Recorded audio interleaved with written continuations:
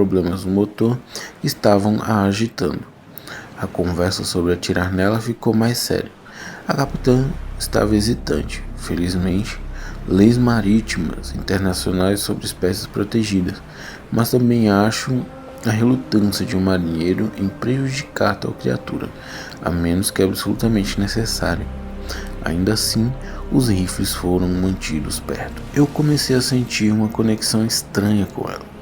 Aquelas cicatrizes, aquele som triste que ela fazia quando só tinha eu. Não parecia agressão, parecia um aviso ou um pedido. Mas de quê? Eu ficava olhando para as costas marcadas dela e me perguntando de novo o que poderia infligir tais ferimentos. Os cortes pareciam ter sido feitos por algo com garrafas imensas, ou dentes que não eram como os de um tubarão. As marcas circulares eram ainda mais estranhas, quase como ventosas, mas grotescamente grandes e com bordas rasgadas. Na manhã em que tudo acabou, eu estava de plantão ao amanhecer. O céu estava apenas começando a clarear no leste, uma mancha pálida e cinza. O mar estava liso, oleoso. A gente ainda estava rastejando. A baleia estava lá, do lado do porto, como de costume. Ela tinha ficado quieta nas últimas horas, apenas mantendo o ritmo. Eu senti um cansaço profundo. 3 dias disso, 3 dias do navio incapacitado, 3 dias desses gigantes marcado, nos seguindo. Suas intenções, um enigma aterrorizante. Eu me lembro de tomar café morno, olhando para o horizonte, quando vi a baleia reagir. Ela de repente arqueou as costas, sua cauda enorme levantando-se para fora da água antes de derrubá-la, com um tapa tremendo. O som cortou a manhã silenciosa como um tiro. Então ela mergulhou, um mergulho desesperado e em pânico. Não a submersão lenta e debilitada que ela estava acostumada. Ela foi direto para baixo, deixando um redemoinho na superfície. Que diabos agora? Eu murmurei, agarrando a grade. Meus olhos examinaram a água onde ela havia desaparecido. E então eu vi, mais atrás, talvez a meio quilômetro atrás da gente, outra coisa estava na superfície. A princípio, era apenas uma perturbação, uma forma escura na água cinza, mas estava se movendo rápido, incrivelmente rápido, diminuindo a distância para onde a baleia tinha estado. Não era um navio, não era nenhuma baleia que eu já tinha visto. Quando chegou mais perto, ainda quase totalmente submersa, eu pude ver suas costas. Era longa, escura e brilhante, mas não era lisa como a de uma baleia. Tinha cristais e coisas saindo dela, 2 delas em cada lado da coluna vertebral, arqueando para cima e depois para trás. Não eram barbatanas, não como a barbatana dorsal de um tubarão, ou as nadadeiras de uma baleia. Pareciam asas de couro, membranosas como as de um morcego, mas colossais e sem penas, apenas carne escura, numa esticada sobre uma estrutura óssea.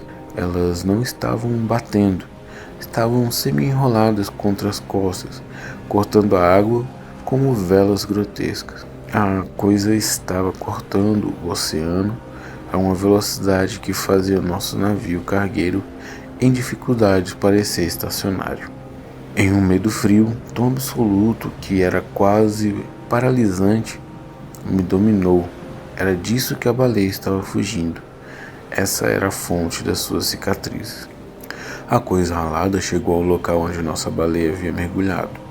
Não diminuiu a velocidade, apenas inclinou-se e escorregou sobre a superfície sem um respingo, como se o oceano fosse um véu que ela simplesmente atravessava. Por um minuto, nada. O mar estava calmo de novo, enganadoramente. Eu estava tremendo, minha xícara de café batendo contra a pires que eu tinha deixado na grade.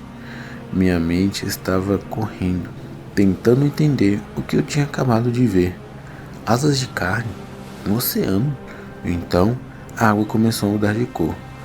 Lentamente a princípio, depois com uma velocidade horrível. Uma flor vermelha se espalhou para fora do local onde as duas tinham ido para baixo. Uma mancha escura e criminosa no mar cinza da manhã. Ela cresceu mais e mais. A baleia, nossa baleia, eu me senti mal. Uma profunda sensação de horror e estranhamente perda.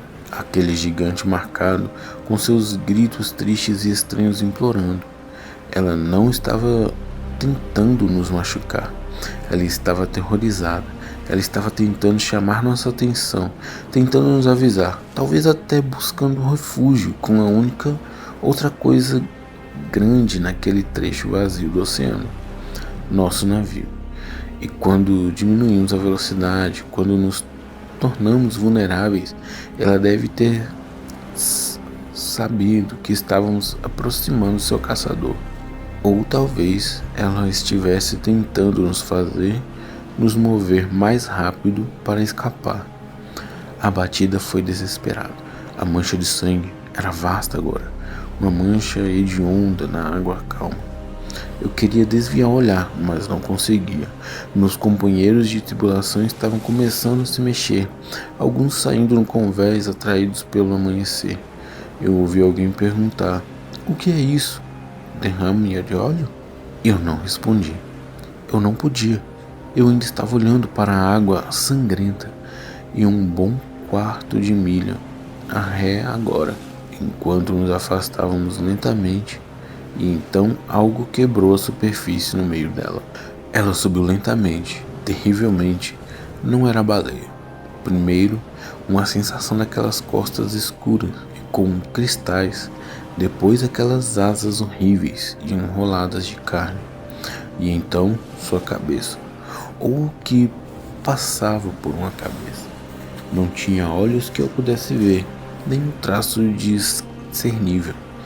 Na verdade, exceto que era claramente sua boca.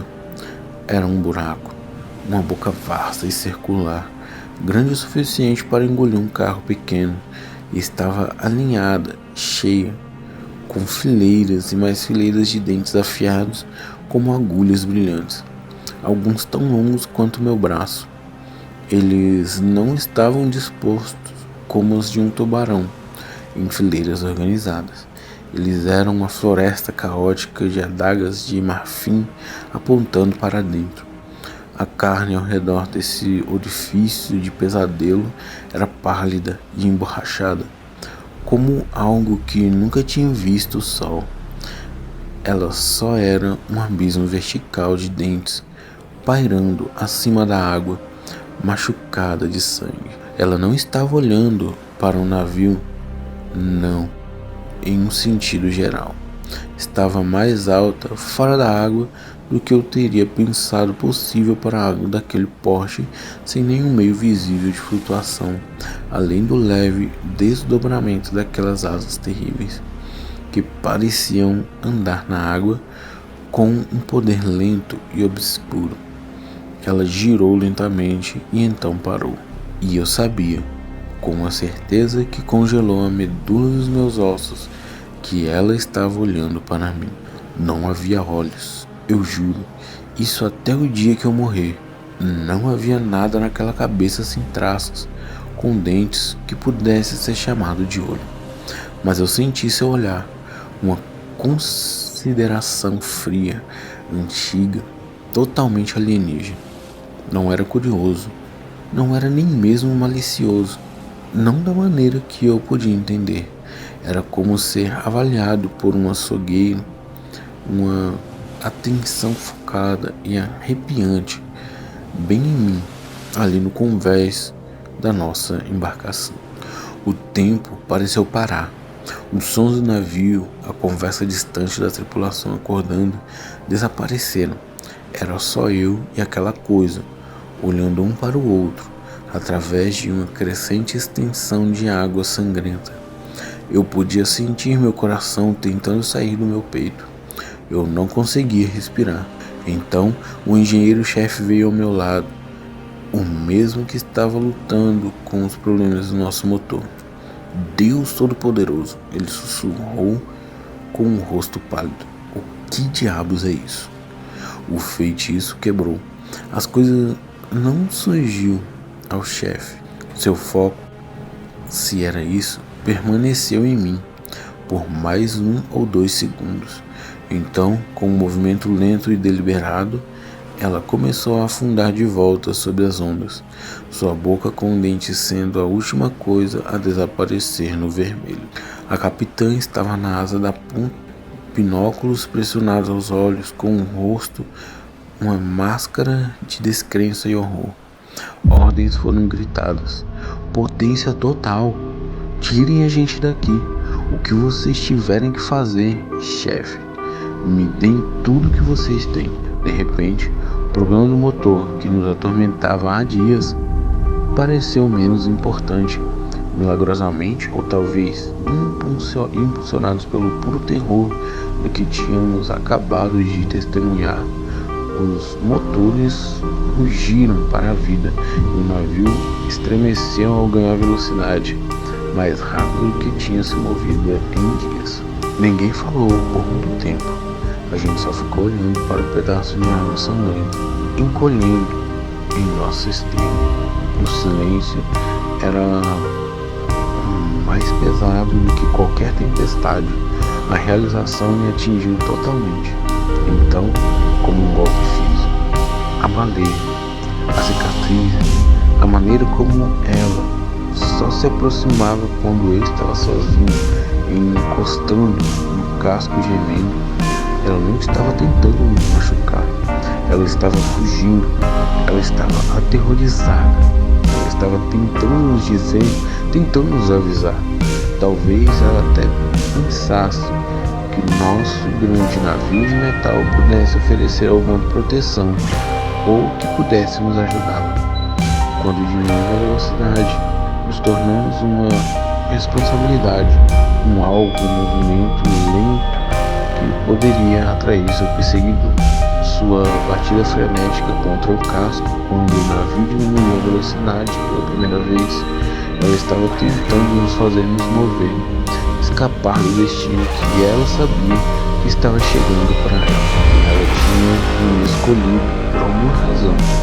Talvez eu fosse apenas o que estava de plantão com mais frequência quando ela estava desesperada. Talvez ela sentisse, sei lá, eu não quero saber. O resto da viagem foi uma névoa de conversas sussurradas, olhos arregalados e olhares constantes e medrosos para o oceano.